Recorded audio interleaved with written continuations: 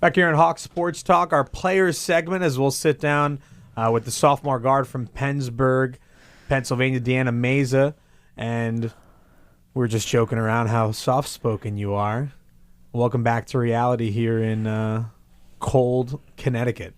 Yeah, it's freezing here.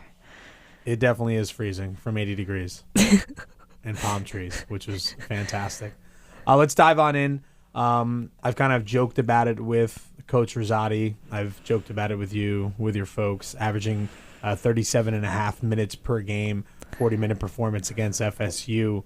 What does the word rest mean for you? Well, I have gotten used to not being taken out very much, but that's also a good thing. Coach really relies on me to do a lot for the team, and I'm up for the challenge, and how long she wants to keep me in there, I'll do whatever I can. Well, let me tell you what I asked her. So I asked her that same thing. I said, how do you address the fact that your sophomore guard is playing almost the entire game? How do you lessen that? Or is she just 19 years old and she's got to deal with it? What do you think she said? I don't know. She said you're 19 years old and got to deal with it. Yeah, pretty much. It's one of those things where I don't even know if you weigh 100 pounds, but you don't play like you're 100. You play like 200 pounds. What is it about? And I think it's similar to Amber Bebko, where it seems like when you come across that line, you become like a different person.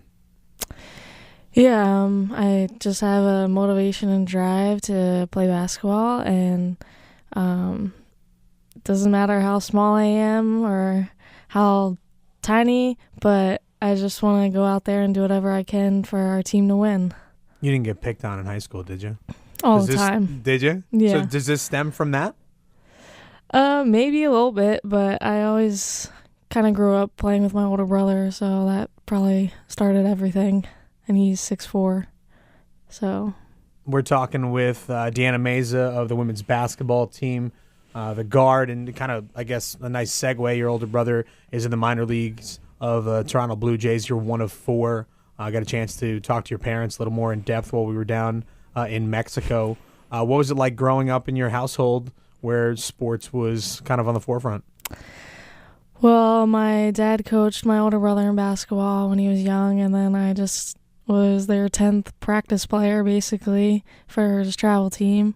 And then my brother and I, we have a basketball court in our backyard, so we would always just go out there and beat each other up. And then the other two came along and just told them that they had to play sports, and that's what they're doing now, too. Let's go back, now that you're a sophomore, so let's go back 3 years now, and you're kind of going through the recruiting process of coming here to Hartford. What was it about Jen Rizzotti, your coaching staff, and Hartford that drew you here? Well, they're a winning program, and I wanted to come in and win.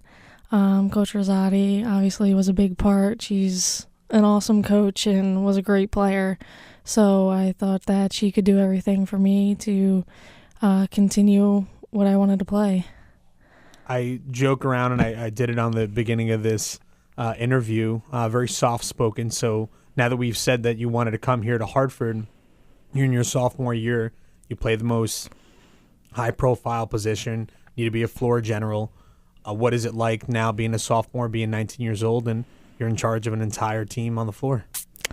Yeah, it's a lot different than being a freshman. I didn't really talk at all when I was a freshman, but now I kind of have to be the leader on the court and tell everyone where to go and what plays to do, and I think everyone's handled it well, coming from a sophomore, and so I don't know, I just came out there, and Coach has always told me how to communicate more and tell people where to go, because I always know where people should go, so I took that as advice and kind of moved on from there.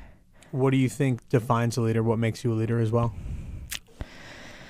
I think just trying to get everyone motivated to play. I'm not really one to juice up people, but just on the court, I'll just tell people where to be and how to do this better. So hopefully they take my advice and get better. All right. We appreciate the time. And best of luck. Try to get some of that rest that we always joke about. Thanks. That's sophomore guard Deanna Mayza. We'll take a break here on Hawks Sports Talk. We'll talk with one of her senior leaders when we come back right here on 91.3 FM WWH. Back inside of Hawks Sports Talk, we'll move from a sophomore out of Pennsylvania to Connecticut's own Bridgeport, Connecticut senior forward Cherelle Moore, number 31. Welcome to the broadcast, Relly. Thanks for having me. So let's go back to Sunday. Team traveled. Felt like it was like the longest travel day ever, including a lost bag when we get back. But what was it like crawling into your own bed Sunday night, if not, wee hours of the morning Monday? It was amazing. I just threw all my stuff down and just hopped into bed. So no unpacking for you? No. Still haven't unpacked. We had a chance to catch up while we were down there, but now that the trip is over, you've had a couple days, back into reality, back into classes, kind of thing. What does a trip like that mean for this program, kind of moving forward? I know we're still early in the season. It's basically just taking what we learned down there in Cancun, all the good stuff and a little bit of bad stuff, and just looking at it and moving on from it and learning from it. It's one of those things where, despite the fact that it was 3 losses, it was 3 ball games that you guys lost by 10 or 11, when in reality it's like 4 or 5 because of those useless free throws at the tail end. I had thought against Washington, that second half run, and then also the FSU game, which I thought you guys should have won. Are you able to get that moral victory, mentally? I mean, just a little bit, but if we can sit here and play these games and be so tight, then going forward, we should be no problem playing these other teams. We should be beating teams easily now. You averaged double figures. You were awarded the all-tournament team, averaging 19 points. You had a career-high 26 points against FSU. I had complimented you saying in 4 consecutive games that you really have kind of upped your level. What is it about the warm weather or the hate of maroon and gold that you were able to drop 26 against FSU? I really don't know. It's just I was just doing what the defense gave me, and they kept giving me that shot, and my teammates kept finding me, so I just kept knocking them down. We're sitting here on Hawks Sports Talk with the senior forward from Bridgeport, Connecticut, and Cherelle Moore. Also kind of piggyback that, I feel like you truly had a great effort on the floor in the past 4 games, going from Lafayette down into Cancun. You're having that senior leadership, and you're showing by example. Did something just all of a sudden click for you? Not really. I don't really know what happened down there in Cancun. I just had this feeling that, once I make that second shot, then I'm like, all right, here we go. Let's keep it going. It seems like a lot of people put some added pressure when they get into their senior year. They realize it's their final season. It's, going to end, and you kind of built up all this pressure where the season in itself is, pressurizing. It seems like you're relaxing and you're just embracing it one game at a time. Is that safe to say? Yeah, I'm just taking it all in. I know it's my last year, so I know I want to end it with a championship, but right now I'm just being complacent and being patient with everything. We're 7 games into the season. As I just mentioned, it is your senior year. What's your thought of your final team heading into your, last journey? As of right now, I know it's still early in the season. Well, after that showing in Cancun, I'm feeling really amped about this team, and I have no doubts that we can make a run this year. Make a run like an American East championship? Oh, yes. All right, let's switch gears a little bit. So we obviously know that you're a very good basketball player. You're from Connecticut, criminal justice major. Let's say you don't go pro. What, is your aspiration with that degree, and are you going to utilize it? I want to go into probation and be a probation officer. And this past summer, I had the opportunity to internship with the state. And so I really liked it, and they really lured me into it, so I most likely will go into that. All right, so you did an internship. You kind of planted the seed and said, hey, I'm going to be graduating in a couple months. I did. Before we let you go, kind of sit back and think about this first. So in 5 to 10 years from now, when we say the name Cherelle Moore, number 31. What would you like Hawks fans to say after we say that? Wow. I would probably want them to say that Cherelle's the most energetic, hyper person they ever met. And that's probably what they're going to say.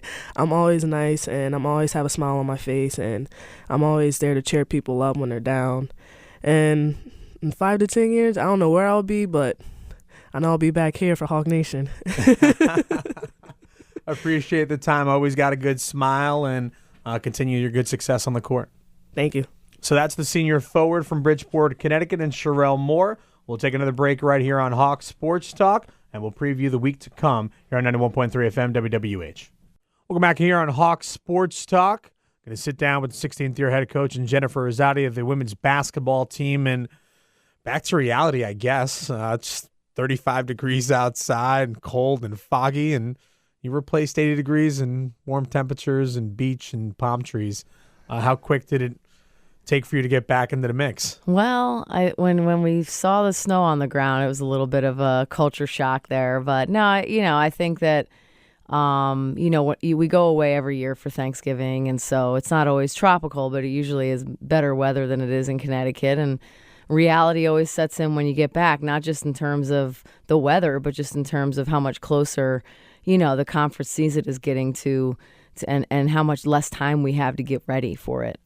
So we talked yesterday about how it was already December, how we've already played 7 games, and we're halfway through our non-conference schedule, and we have yet to accomplish the things that we set out to. So we got a lot of work to do over the next couple weeks. So I think it's a little bit more reality there than anything else. Now, you had mentioned while we were down there more of a learning experience for your team, but what did you learn about your squad while we were down in Mexico? Well, I've really been challenging them to increase their level of effort and focus, both at a much more consistent level. I feel like we've been playing pretty hard over the course of the first 7 games, but we're not always playing intelligently.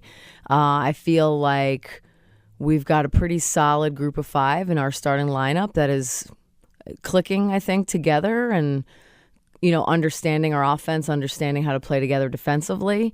And then we've got some guys off the bench that have lost their confidence. So I think that it's nice to see that it's there. It's nice to see that we're capable of it. And it's also, pretty eye-opening to realize how much of a difference there is right now between that first group and the guys we have coming off the bench, not in terms of talent or what they're capable of, but just in terms of confidence. So we've got to develop that confidence in our bench so that we can be subbing freely and not losing any kind of level of that focus that we need to have over the course of 40 minutes. Voice of Jen Rizzotti, head coach for the women's basketball team here on Hawks Sports Talk. Started the season off 3-0. Unfortunately, 4 consecutive losses, so a typical fan can, hover over the panic button. How do you, let the fans know that don't hit that panic button just yet and it's still early in the season? Well, first of all, we've played only 1 home game out of our first 7. So fortunately, after Dartmouth, we'll have, 4 consecutive home games. So it'll be nice to have a little bit of comfort level there. Secondly, the 3 teams we played in Cancun were the 3 best teams on our schedule so far. And so I think it's more got to be about how are we performing and what level are we playing at rather than necessarily the wins and losses. I think we always have a tough non-conference schedule, and we never try to measure ourselves completely on what the actual record is. We want to make sure we're challenging ourselves. We want to make sure we're looking for opportunities to improve, whether it be against a zone defense or a press defense or a team that runs a certain kind of offense. And I think that the opportunities we had over the last 7 games have really put us in a position to analyze those areas and see where we're strong and see where we need to improve. And I told them the other day, like every time we work on ball screen defense, every time we talk to them about boxing out, every time we talk to them about how to attack a zone, those are ways for us to get ready for New Hampshire and Stony Brook and Albany and UMBC. So it's not just about beating Washington or, losing to Furman. It's about, are we preparing ourselves to be better and more focused and really determined about beating the teams in our conference when we see the same kinds of offenses and defenses. Yeah, I definitely agree with you. Down in that 3-game Cancun Challenge, the Washington matchup, great run in the second half. And then I thought that could have been a victory against FSU if it wasn't for a couple of turnovers. So you kind of alluded to the fact that 7 out of your first 8 games are on the road. And, I've mentioned multiple times about the fact that you guys are very detail-oriented in, I guess, mapping out your non-conference schedule. How do you feel like once this is over in the non-conference, the fact that you do play a ton of road games, that down the road in, middle of the America East Conference, that'll help you? Well, you can't really always plan the ideal schedule. Some of it depends on who will come play you at home and who you have to return to the following year. And some of it, obviously, we want to play in tournaments where we're going to get neutral court games, so we're not going to get home games over Thanksgiving or Christmas very often. But yeah, I think that this is the kind of team that should be able to handle that. We have 3 seniors that have played a lot and have quite a bit of experience. So it's good to kind of test your team early and talk to them about how winning a championship is about winning games on the road. I mean, most teams in our conference are going to have a decent home record in their in their 8 home games that they play in the conference, but it's the teams that are 6-2, 7-1, 8-0 on the road. Those are the ones that end up winning a regular season championship. So, the more we can get comfortable playing in, whether it be hostile environments or probably more important in low energy environments, and we have to figure out how to create our own energy and our own focus and be determined about staying together when things aren't going our way on the road. The more we can put our kids in those scenarios now, hopefully the better prepared we'll be later in January and February when we're faced with those situations again. You know me, I'm always trying to get grades from you. So what kind of grade would you give your team at this point? As I mentioned, started 3-0 and lost 4 in a row, but in those games very close. It's hard to say. I'm not, a very high grader. I'm pretty tough on my team. No, not at all. So I'd say we're probably hovering in the C+, B- range, just because, we've shown some stretches where we're A. We're showing some stretches where we look like the team I envision us being. But it's not on a consistent basis yet. And for us to be complete, I need to have an 8 or 9 person rotation. I've been comfortable with anywhere from 5 to 8 guys, but it's not always been the same. So I need to be assured that this month we're going to spend a lot of time, working really hard in practice to get better individually and to understand the things that we're asking them to do on a regular basis in terms of their, playing with other people. I think we have a lot of really good individual players, and we need guys that are going to know how to learn how to play with the 4 other guys around them on a more consistent basis. And I feel like there was some great stretches down in Cancun where, like I said earlier, that first group of 5, you could tell they were on the same page, both offensively and defensively. They were moving together, they were cutting together, and then they had possessions where they looked like they'd never run offense before, but there was definitely some progress in the forward direction. So we just need to kind of keep that in mind, that it's there and that we got to work hard to kind of hone it and make sure that we got more and more guys over the course of the season that can contribute to that product of looking like we really are invested in playing for each other. We're really on the same page in defensive transition or defensive switching or how we're guarding ball screens. There's a lot of communication going on out there. There's a lot of engagement in each other. And that's something that we talk about every day, and I feel like we're slowly getting a little bit better at. You had mentioned on a yearly basis that the team travels for Thanksgiving. You had a chance to bring your family. You also had a chance to kind of bond with the new AD, his wife Wendy, and his 2 daughters. So just personally, how does that make you feel from a coaching standpoint, that not only do you get to share your holiday on the road, but you get to bring your family, your kids, and then you have another set of kids to kind of play along with? Well, I think that's one of the special things about coaching at Hartford is that it's always been really family-oriented, between feeling comfortable bringing my kids on trips or bringing them into work and knowing that other coaches have kids my age, and now the athletic director has kids the same age as my children. It gives you kind of that homey feel. And when you travel away from your family over Thanksgiving, you want to feel like you're secure and with the people you're with. And so I want our kids to feel good about being with us. I want their families to feel a part of what we're doing if they travel with us. And certainly we want our staff, Anton, his family, and Ellen and Brian and the people that were there with us to feel like they're a part of our family. So, it's nice to kind of be reminded that we have a lot of things to be thankful for. It's nice to have, my kids with me and my sister-in-law who travels with us to take care of them with me so that, when I leave my parents and I leave my siblings, there's still that second family surrounding me every day. We appreciate the time. Welcome back home. All right, thanks. All right, it's the head coach, Jennifer Rizzotti. We'll take a break right here on Hawks Sports Talk.